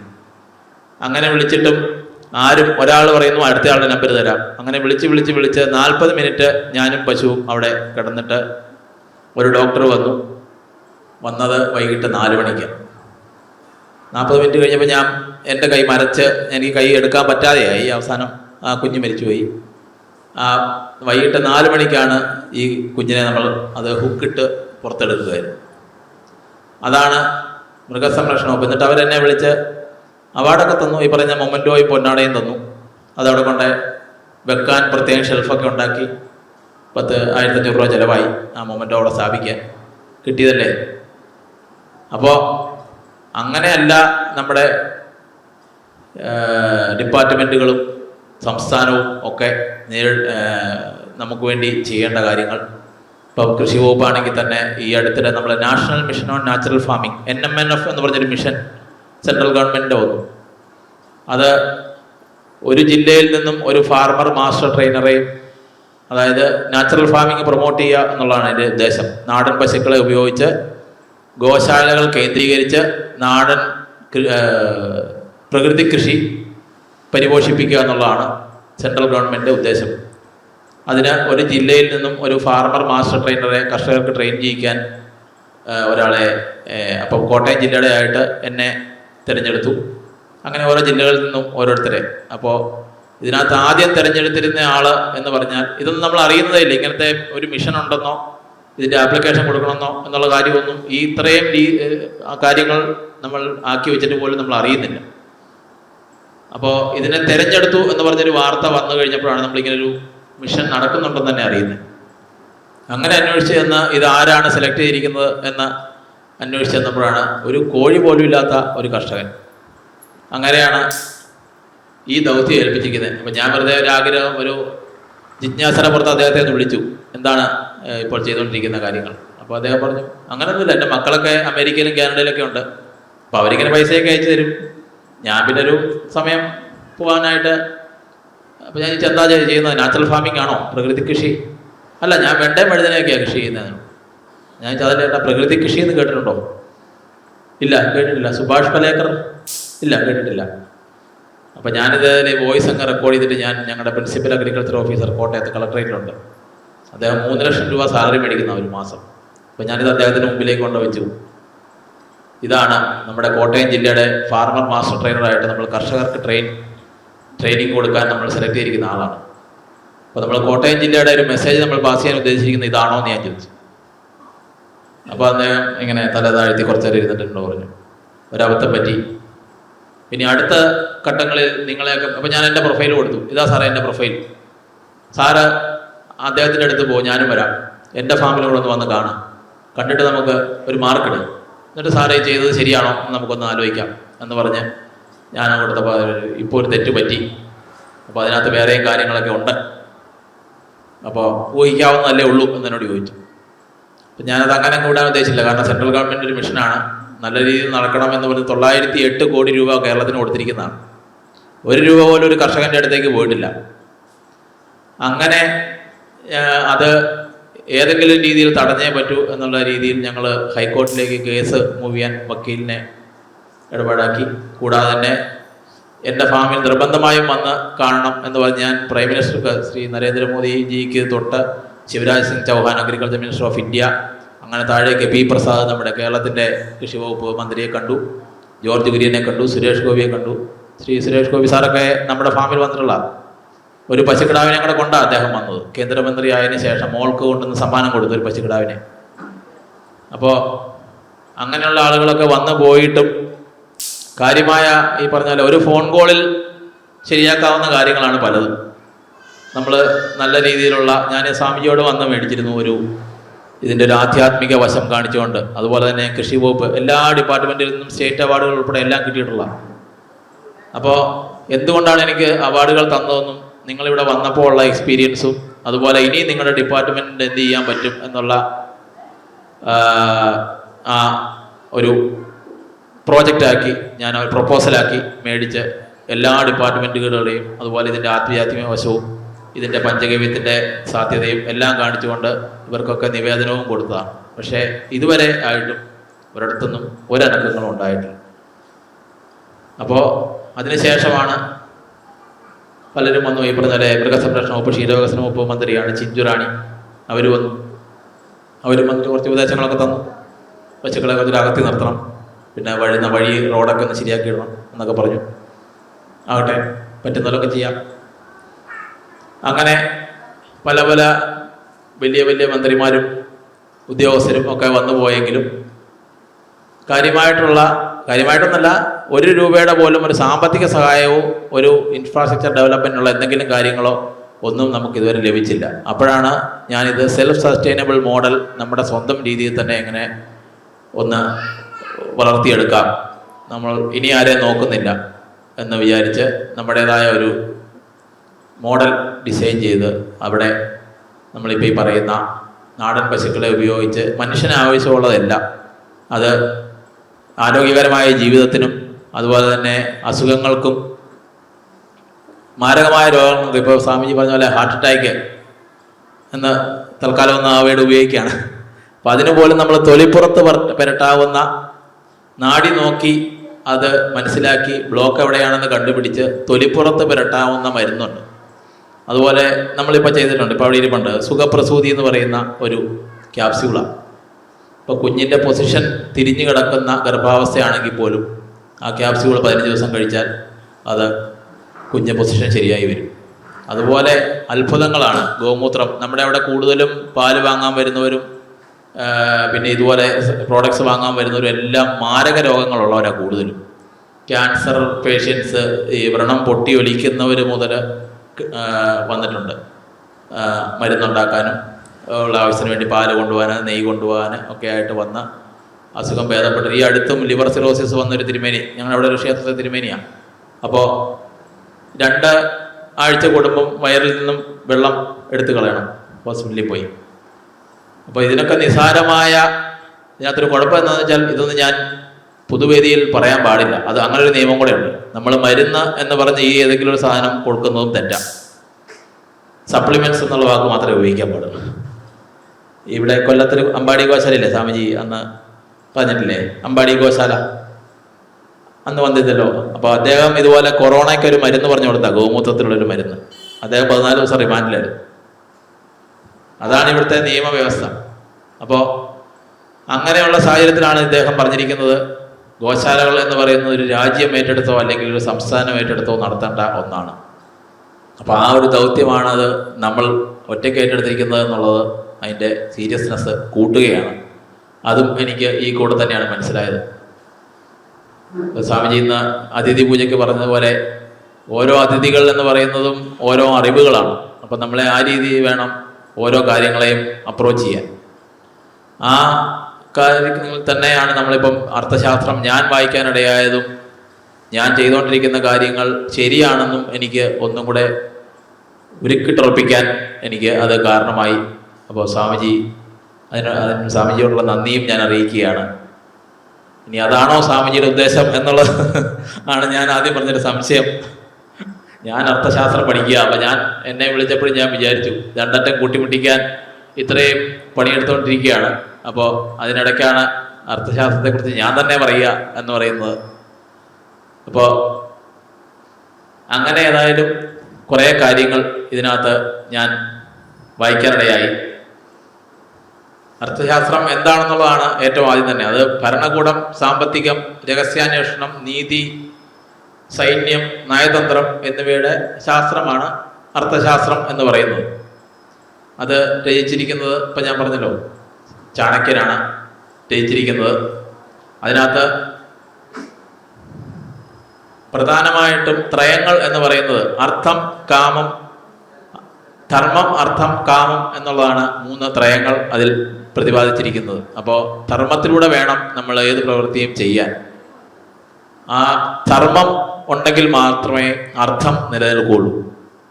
അർത്ഥം ഉണ്ടെങ്കിൽ മാത്രമേ കാമം നിലനിൽക്കുകയുള്ളൂ. അപ്പം ഇതിനകത്ത് ധർമ്മം എന്ന് പറഞ്ഞിരിക്കുന്നത് നീതിയും ധാർമ്മികതയും കടമകളും ഒക്കെയാണ് ഇതിനകത്ത് ധർമ്മം എന്നുള്ള രീതിയിൽ പറഞ്ഞിരിക്കുന്നത്. അതുപോലെ അർത്ഥം എന്നുള്ളത് സാമ്പത്തികം, ധനസമാഹരണം എന്നൊക്കെ വ്യാഖ്യാനിക്കാം. കാമം എന്ന് പറയുന്നത് ജനങ്ങളുടെ സമാധാനകരമായ ജീവിതത്തിനാണ് ഇതിനകത്ത് കാമം എന്ന് പ്രതിപാദിച്ചിരിക്കുന്നത്. അപ്പോൾ ധർമ്മത്തിലൂടെ, അതായത് ഞാനിപ്പോൾ പറഞ്ഞ പോലെ എത്തിക്കൽ ആയിട്ട് ഒരു എത്തിക്കൽ ഫാമിങ്ങിലൂടെ മൃഗക്ഷേമത്തിന് ഉപകാരപ്പെടുന്ന വിധം അല്ലെങ്കിൽ ഉതകുന്ന വിധം നമ്മൾ ഉപജീവനം കഴിക്കുക എന്നുള്ളതാണ് ഞങ്ങളിപ്പോൾ ചെയ്തുകൊണ്ടിരിക്കുന്നത്. അപ്പോൾ അങ്ങനെ ഉള്ള ആ ധർമ്മത്തിലൂടെ സമ്പാദിക്കുന്ന അർത്ഥം, ഇപ്പോൾ അവിടെ ഇരിക്കുന്ന നമ്മളിപ്പോൾ ഒരു തുള്ളി പാല് പോലും നമ്മളുടെ അവിടെ നിന്ന് കൊടുക്കുന്ന ഒരു തുള്ളി പാലിൽ പോലും ഒരു വിഷമമോ ഉണ്ടാകാൻ പാടില്ല എന്നുള്ള നിർബന്ധമുണ്ട് നമുക്ക്. കാരണം ഒരു കുഞ്ഞ് സങ്കടപ്പെട്ട് നിൽക്കുമ്പോൾ നമ്മൾ കറന്നെടുക്കുന്ന ഒരു തുള്ളി പാല് പോലും നമ്മൾ പുറത്ത് കൊടുക്കാറില്ല. കുഞ്ഞുങ്ങൾ വയറ് നിറച്ച് കുടിച്ച് അവർക്ക് ചില സമയങ്ങളിൽ ലൂസ് മോഷൻ ആകുന്ന സമയത്ത് മാത്രമേ അതിനെ നമ്മൾ മാറ്റി നിർത്തിയിട്ട് കറന്നെടുക്കാറുള്ളൂ. അല്ലാതെ ഇപ്പം ഞാൻ പറഞ്ഞല്ലോ, ഈ അവസാനം ഉണ്ടായിരിക്കുന്ന, ഞാൻ പറഞ്ഞില്ല 70ലേക്ക് എത്തിയ ആ കിടാവ് ഉണ്ടായിരിക്കുന്ന ഒരു എലിയുടെ വലുപ്പമുള്ളൂ ശരിക്കും പറഞ്ഞാൽ. ഒരു ഞങ്ങളുടെ അവിടെയൊക്കെ പന്നീലി എന്ന് പറയും, അറിയാവോ? ആ വലുപ്പമുള്ളൂ ആ കിടാവിന്. അപ്പോൾ ഞാൻ നോക്കുമ്പോൾ ഇങ്ങനെ എല്ലാവരുടെയും അടിയിൽ കൂടെ ഓടി പോകുന്നുണ്ട്, ആരെയും തൊടുന്നില്ല, അത്രയും ഹൈറ്റേ ഉള്ളൂ. ഞാൻ അവിടുത്തെ പയ്യോട് ചോദിച്ചു, എല്ലാവരുടെയും പാല് കുടിക്കാറുണ്ടോ എന്ന് ചോദിച്ചു. അപ്പോൾ പയ്യ പറഞ്ഞു അത് എത്താറില്ല, അവൻ്റെ അമ്മയുടെ മാത്രമേ എത്താറുള്ളൂ, കാളക്കിടാവ. അപ്പോൾ അത്രയും പൊക്കമുള്ളൂ, ബാക്കി ആരുടെയും ആ കിടാവിനെ തൊടാൻ എത്താറില്ല. അങ്ങനെ സുഖമായിട്ട് കുടിച്ച്, ആണാണെങ്കിലും പെണ്ണാണെങ്കിലും. ഞാൻ കേട്ടിട്ടുണ്ട് ഒരു കർഷകൻ്റെ വിജയരഹസ്യമായിട്ട് അങ്ങനെ പറയും, ഒരു ഫാം നടത്തുക, അത് കൊമേഴ്ഷ്യൽ ഡയറി ഫാമാണ്. എന്താണ് അദ്ദേഹത്തിൻ്റെ വിജയരഹസ്യം എന്ന് ഒരു ചാനൽ റിപ്പോർട്ടർ ചോദിച്ചപ്പോൾ അദ്ദേഹം പറയുകയാണ്, കാളക്കിടാങ്ങളെ ഞങ്ങൾ ഒരു ദിവസം പോലും വെച്ചുകൊണ്ടിരിക്കാറില്ല. അതായത് പ്രസവിച്ച് വീഴുന്ന ഉടനെ അമ്മയുമായിട്ട് കാണുന്നില്ല, പുറകിൽ നിന്ന് മാറ്റുക, അമ്മയും മകനും തമ്മിൽ കാണുന്നില്ല. അതിനെ 7 ദിവസം കുപ്പിപ്പാൽ കൊടുത്ത് വളർത്തുന്നു, ഒരു ജീവൻ നിലനിൽക്കാനുള്ള. എന്നിട്ട് 7ാമത്തെ ദിവസം സിറിഞ്ച് വെച്ച് അതിന് വെള്ളം ഇഞ്ചെക്റ്റ് ചെയ്ത് തൂക്കം കൂട്ടി അതിനെ ഇറക്കാൻ കൊടുക്കുക. അതാണ് കൊണ്ടുപോയിട്ട് ഈ മട്ടൺ ആക്കി തിരിച്ചു കൊണ്ടിരുന്നത്. അതാണ് ഇപ്പോൾ ഈ കഴിഞ്ഞ ദിവസം എറണാകുളത്ത് നിന്നൊരു വണ്ടി, ഒരു പിക്കപ്പ് പിടിച്ചു. 29 പശുക്കിടാങ്ങൾ അതിനകത്തുണ്ടായിരുന്നു. അതിനകത്ത് ഒരു ദിവസം പ്രായമായത് മുതൽ അതിനകത്ത് കിടാങ്ങൾ കിടക്കും. അപ്പോൾ ഈ എഴുന്നേക്കാൻ പറ്റാത്ത കിടാങ്ങളുടെ പുറത്താണ് മറ്റുള്ളവർ നിൽക്കുന്നത്. അങ്ങനെ ഒരു വണ്ടി പിടിച്ച് അതിനെ റെസ്ക്യൂ സെൻ്ററിലേക്ക് ഷിഫ്റ്റ് ചെയ്തു. അവിടെ എന്ത് സംഭവിക്കുന്നുള്ളത് നമുക്കറിയത്തില്ല, ഗവൺമെൻറ്റിൻ്റെ കാര്യമല്ലേ. അതുപോലെ തന്നെയാണ് ഇപ്പോൾ ക്ഷേത്രങ്ങളിലും നടന്നുകൊണ്ടിരിക്കുന്നത്. ക്ഷേത്രങ്ങളിൽ ഇതുപോലെ സംരക്ഷിക്കാൻ ബുദ്ധിമുട്ടുള്ളവർ കൊണ്ട് നടക്കിലെത്തും. അന്ന് തന്നെ അതിനെ ക്ഷേത്രങ്ങൾ അവിടുന്ന് ലേലം ചെയ്യും. അപ്പോൾ ക്ഷേത്രത്തിനൊരു അഡീഷണൽ വരുമാനം കൂടെയാണ്. അങ്ങനെ ഈ നടതള്ളുന്നവരുടെ മാനസികമായ വിഷമം അങ്ങ് മാറുന്നു എന്ന്. പക്ഷേ ഇൻഡയറക്റ്റായിട്ട് അവർക്ക് തന്നെ അതിൻ്റെ ഭാവം വരുന്നു എന്നുള്ളത് മനസ്സിലാക്കുന്നില്ല. ക്ഷേത്രങ്ങൾ പരിപാലിക്കുന്നുണ്ടോ ഇല്ലയോ എന്നുള്ളത് അവർ ചിന്തിക്കുന്നില്ല. അങ്ങനെയുള്ള സമൂഹമാണ് നമ്മുടെ ചുറ്റും നടന്നുകൊണ്ടിരിക്കുന്നത്. അപ്പോൾ അതിൽ നിന്നെല്ലാം വ്യത്യസ്തമായിട്ടാണ് ഞാനിപ്പോൾ ഈ പറഞ്ഞത്, ധർമ്മത്തിൽ ഊന്നി അർത്ഥം ഉണ്ടാക്കുക എന്നുള്ളതാണ് നമ്മൾ ചെയ്തുകൊണ്ടിരിക്കുന്നത്. ഇപ്പോൾ ആയിരിക്കുന്ന പ്രോഡക്ട്സിലൊന്നും ഒരു വിഷമില്ല, ഒരു വിഷമില്ല. എല്ലാം പ്രകൃതിക്ക് അനുയോജ്യമായ സാധനങ്ങളും അതുപോലെ തന്നെ മനുഷ്യ ആരോഗ്യത്തിനും എല്ലാ ജീവജാലങ്ങൾക്കും ഗുണം മാത്രം ചെയ്യുന്ന ഉൽപ്പന്നങ്ങൾ ധാരാളമുണ്ട്. അത് എല്ലാ രീതിയിലും എല്ലാവർക്കും ഗുണം മാത്രമേ ചെയ്യുന്നുള്ളൂ. ഈ പറയുന്ന പശുക്കൾക്ക് പോലും നമ്മളുടെ വരുമാനത്തിൻ്റെ 100% നമ്മൾ അവർക്ക് വേണ്ടി തന്നെ വിനിയോഗിക്കുകയാണ്. അങ്ങനെ ഒരു ഫാമിംഗ് മെത്തേഡാണ് ഇപ്പോൾ ഈ ചാണക്യൻ പറഞ്ഞിരിക്കുന്നത് പോലെ തന്നെ ധർമ്മത്തിലൂന്നി അർത്ഥം സമ്പാദിച്ച് നമ്മൾ കാമത്തിന് വേണ്ടി തന്നെ ചിലവഴിച്ചുകൊണ്ടിരിക്കുകയാണ് എന്നുള്ള കാര്യമൊക്കെ എനിക്ക് അതിൽ നിന്ന് മനസ്സിലാക്കാൻ സാധിച്ചു. അത് എൻ്റെ ആത്മവിശ്വാസവും വളരെയധികം വർദ്ധിക്കാനിടയായി.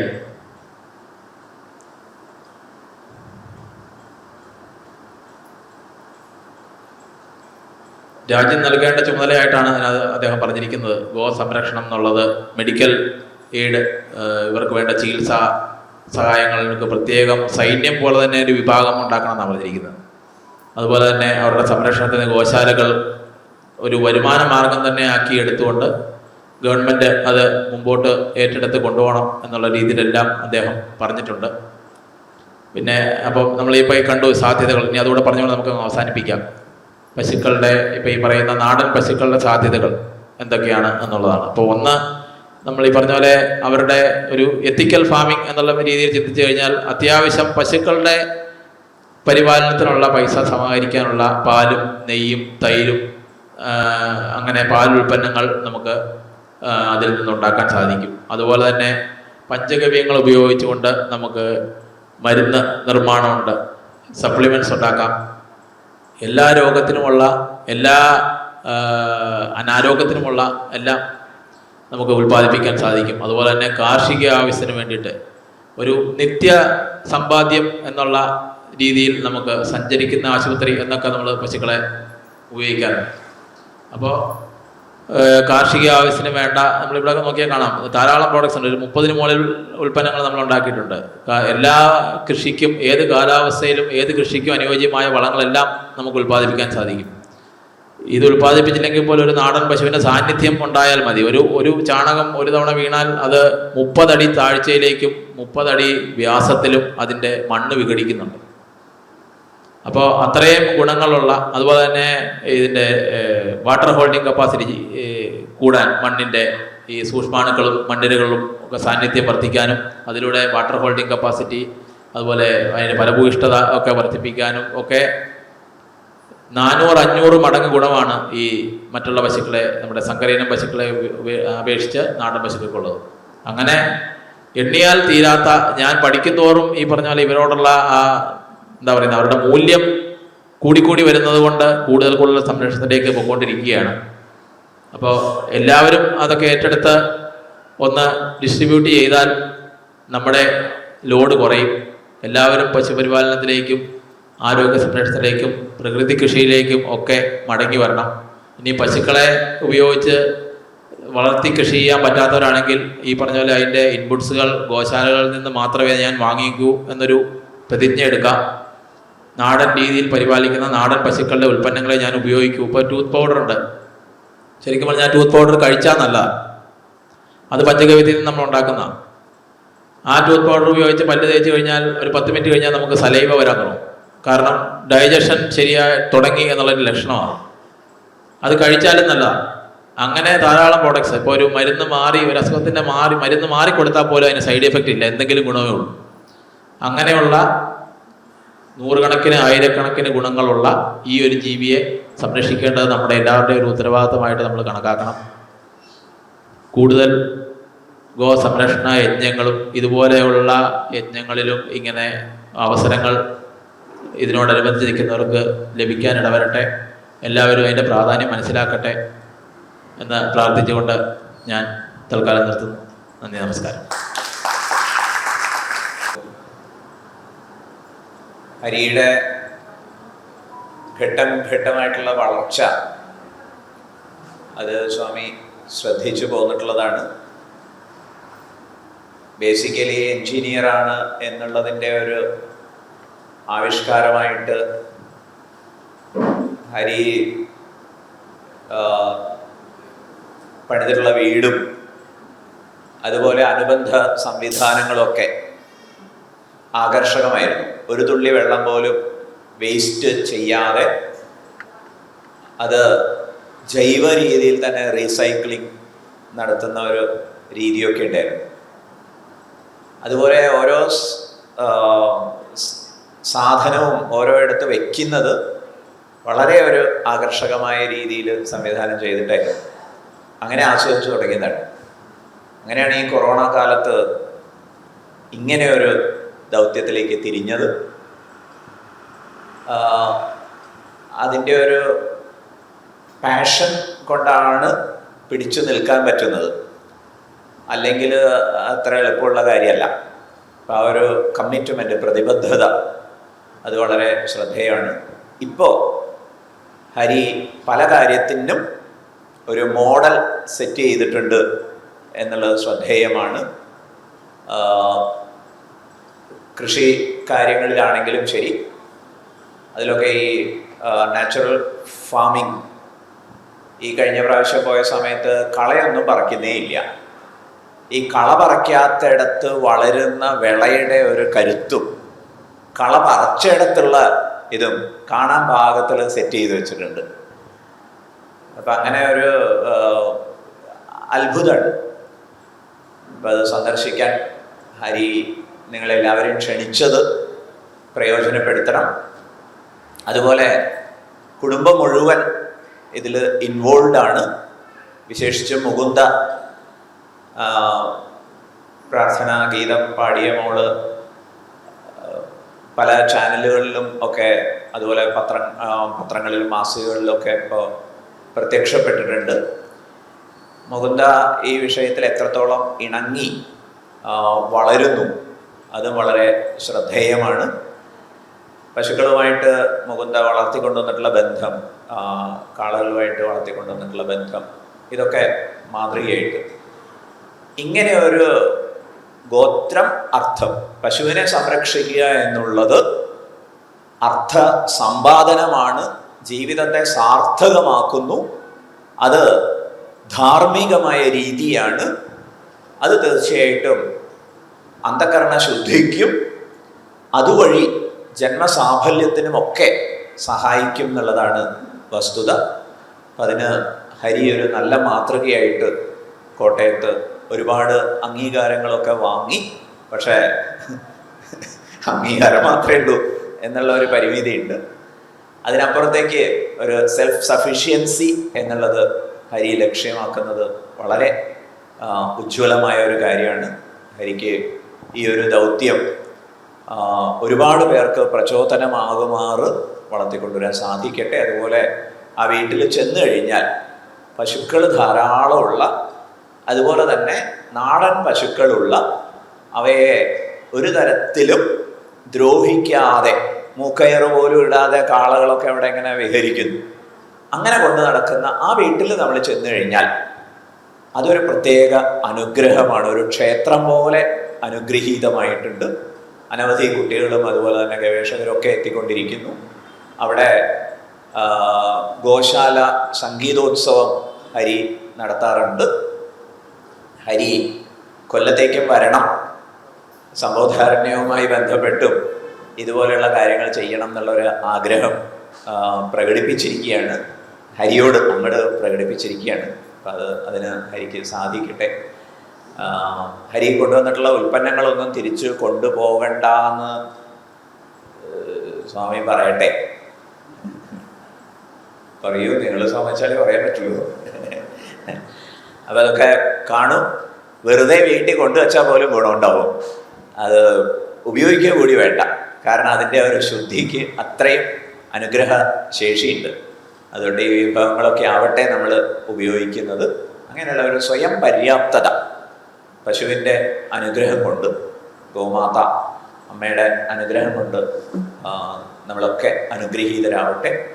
ഏതായാലും ഹരി പറഞ്ഞതിനേക്കാൾ ഏറെയാണ് ഹരി ചെയ്യുന്നത്. അത് നമുക്ക് നേരിട്ട് പോയി കാണാനും അവസരമുണ്ട്. അതൊക്കെ എല്ലാവരും പ്രയോജനപ്പെടുത്തണം എന്ന് നിർബന്ധിച്ചുകൊണ്ടും ഉൽപ്പന്നങ്ങളെല്ലാവരും പരിചയപ്പെടണം, കഴിവതും വാങ്ങിക്കണം. ഇതിന് ശേഷവും ഇതിൻ്റെ ലഭ്യത ഉറപ്പാക്കണം എന്നാണ് സ്വാമി വിചാരിക്കുന്നത്. അതുകൊണ്ട് നിങ്ങൾ ഉപയോഗിച്ച് തീർന്നു പോയിച്ചാൽ വീണ്ടും അത് ലഭ്യമാക്കാം. അങ്ങനെ നമ്മൾ ചെയ്യുന്ന സമയത്ത് വലിയ ഒരു മാതൃകയെയാണ് നമ്മൾ സപ്പോർട്ട് ചെയ്യുന്നത്. ഇപ്പോൾ അർത്ഥശാസ്ത്രത്തിൽ ചാണക്യൻ ഗോ സംരക്ഷണത്തെക്കുറിച്ച് അതൊരു നാടിൻ്റെ വരുമാന മാർഗമായിട്ട് നിർദ്ദേശിച്ചിരിക്കുന്നു എന്നുള്ളത് ചൂണ്ടിക്കാണിച്ചു. രാഷ്ട്രത്തിൻ്റെ വരുമാന മാർഗമായിട്ട്, ഭാരതം ഒരു കാർഷിക രാഷ്ട്രമായിരുന്നു. പൂജ്യ ഗുരുദേവ ചിന്മയാനന്ദ സ്വാമിജി അർജുനനെ ഭഗവാൻ ഇടയ്ക്ക് ഭരതർഷഭ എന്ന് വിളിക്കും. ഋഷഭം എന്ന് പറഞ്ഞ കാളെന്നാണ് അർത്ഥം.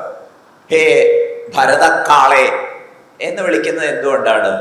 അപ്പോൾ ഗുരുദേവ ചിന്മയാനന്ദ സ്വാമിജിയുടെ വ്യാഖ്യാനം ഇതാണ്: ഇത് കാർഷിക രാഷ്ട്രമാണ്. ആ നിലയിലായിരുന്നു നമ്മൾ സമ്പത്തൊക്കെ ഉണ്ടാക്കിയത്. അതിലേക്കാണ് അധിനിവേശ ശക്തികൾ വന്ന് നമ്മുടെ സാമ്പത്തിക ശാസ്ത്ര അവബോധത്തെ മാറ്റിമറിച്ച്, വിദ്യാഭ്യാസത്തെ മാറ്റിമറിച്ച്, ഗവേഷണത്തെ മാറ്റിമറിച്ച്, ഗവേഷണം പശുവുമായിട്ട് ബന്ധപ്പെട്ട് അതൊക്കെ മാറ്റിമറിച്ച്, അങ്ങനെ ഇപ്പം നമ്മൾ ആകെ ഒരു ഉപഭോക്തൃ സംസ്ഥാനമായും ഒക്കെ അധപ്പതിച്ചു പോയിരിക്കുന്നു. ഇപ്പം തിരിച്ചുള്ള ഒരു മാതൃകയെ നമ്മൾ പിന്തുണക്കിയാവും ആ വിഭവങ്ങൾ വാങ്ങിക്കുമ്പോൾ, അവിടെ പോയി സന്ദർശിക്കുമ്പോൾ. അപ്പം ഹരി ചെയ്യുന്ന രീതിയിൽ നമുക്കും സേവനം ചെയ്ത് മുന്നോട്ട് വരാമെങ്കിൽ അതും തീർച്ചയായിട്ടും സഹായമാവും ഈ ഒരു ധാർമ്മിക പുനഃസ്ഥാപനത്തിന്. അതുകൊണ്ട് ധർമ്മ സംരക്ഷണ പാതയിൽ നമുക്ക് എല്ലാവർക്കും ശ്രദ്ധയുണ്ടാവട്ടെ. ഡീറ്റെയിൽസൊക്കെ അറിയുന്നതിന് QR കോഡുകൾ, അതാണല്ലോ ഈ കാലത്തിൻ്റെ ഒരു ശൈലി, അതും ലഭ്യമാണ്. എല്ലാവർക്കും സ്റ്റാളിലേക്കും പ്രത്യേകം സ്വാഗതം. മുഴുവൻ കാണിച്ച് പശുക്കൾ എന്തൊക്കെ ചെടികൾ ഭക്ഷിക്കും, എപ്പോഴൊക്കെ ഭക്ഷിക്കും, എപ്പോഴൊക്കെ ഭക്ഷിക്കില്ല എന്ന് വളരെ ഡീറ്റെയിൽഡ് എക്സ്പ്ലനേഷൻ തന്നിട്ടുണ്ട്. നല്ല എക്സ്പീരിയൻസ് ആണ് അവിടെ പോയി താമസിക്കുന്നത്. ഒപ്പം എനിക്ക് ഒന്നുകൂടി നമ്മളെപ്പോഴും ഒരു സ്ലോഗൻ കേട്ടിട്ടുണ്ട്: സർക്കാരി സമ്പത്തി അപ്നി സമ്പത്തി ഹേ. കേട്ടിട്ടില്ല എല്ലാവരും? സർക്കാരിൻ്റെ സ്വത്ത് നമ്മുടെ സ്വത്താണ്, കേടുകൂടാതെ സൂക്ഷിക്കണം എന്നുള്ളതിനാണ് പറയുക. ഞാനിപ്പോൾ ഒന്ന് പറയുന്നത്, സർക്കാരി responsibility is also Apni responsibility. സർക്കാർ പലയിടത്തും ഫെയിൽ ചെയ്യും, അവർക്ക് റൂൾസ് ഉണ്ട്, റെഗുലേഷൻസ് ഉണ്ട്, അതിൻ്റെതായ ഒരുപാട് നൂലാമാലകളുണ്ട്. പക്ഷെ നമുക്ക് ചെയ്യാൻ പറ്റിയ ചില കാര്യങ്ങളുണ്ട്. ഇപ്പോൾ സ്വാമിജി ഇന്ന് പറഞ്ഞില്ലേ, think globally and act locally. അപ്പോൾ സർക്കാർ നോക്കി നിൽക്കേണ്ട, സർക്കാർ ഫെയിൽ ചെയ്തിട്ടുണ്ട് ഹരിയെ സപ്പോർട്ട് ചെയ്യാൻ. പക്ഷെ നമുക്ക് ചിലത് ചെയ്യാൻ പറ്റും. അത് എന്ത് വേണമെന്ന് ഹരിയോട് ചോദിച്ച് വേണ്ടത്, എക്സ്പെഷ്യലി ഫിനാൻഷ്യലി നമുക്ക് സപ്പോർട്ട് ചെയ്യാൻ പറ്റും. ഓരോ വകുപ്പിലൊക്കെ നിങ്ങൾക്ക് ദത്തെടുക്കാം. സോ എങ്ങനെയെങ്കിലുമൊക്കെ സപ്പോർട്ട് ചെയ്യണം. ഈ പ്രോഡക്ട്സ് ഞാൻ വാങ്ങിയിട്ടുണ്ട്. എൻ്റെ മരുമകൾ ഹരിയുടെ വളരെ വലിയൊരു എന്താ പറയുക പർച്ചേസറാണ്. She was in Canada. ഒരുപാട് സാധനങ്ങൾ ഇവിടെ നിന്ന് വാങ്ങാറുണ്ട്, റിലയബിളാണ്. സോ ഞാൻ സർട്ടിഫൈ ചെയ്യണു, നിങ്ങളെല്ലാവരും അത് വാങ്ങണം, ഹരിയെ സപ്പോർട്ട് ചെയ്യണം.